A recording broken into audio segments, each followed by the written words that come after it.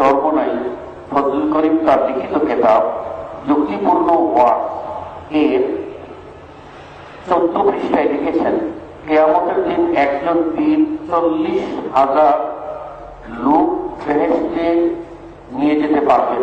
এ ব্যাপারে শরীয়তের খিলাফ জানতে চাই। অনেক মাশাআল্লাহ, খারাপ না। যদি 40,000 দিতে পারেন তাহলে তো বাংলাদেশে আছে মোটামুটি 2 লক্ষের মতো পীর, তাহলে তো বাংলাদেশি বেশিরভাগ মানে জান্নাতে যাওয়ার একটা গ্যারান্টি পাওয়া গিয়েছে।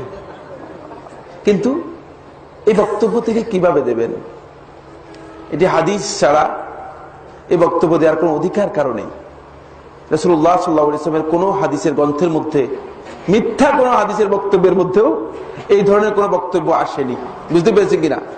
হাদিসের যে সমস্ত মিথ্যা কাহিনী, বরং হাদিসের একটি মিথ্যা মানে কঠিন মিথ্যা বই রয়েছে যেটা শিয়ারা আবিষ্কার করেছে, আল কাফি বলা হয়। সেখানে 40,000 হাদিস রয়েছে, সবগুলো মিথ্যা এবং দাঈফ, জাল দাঈফ হাদিস 40,000।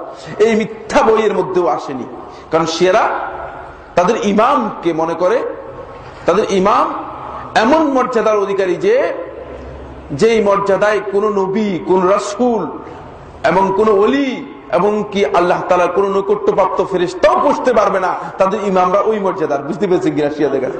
তারপরেও শিয়ারা এই মিথ্যা কথা আবিষ্কার করে নাই যে আমাদের ইমামরা 40,000 করে নিয়ে যাবে।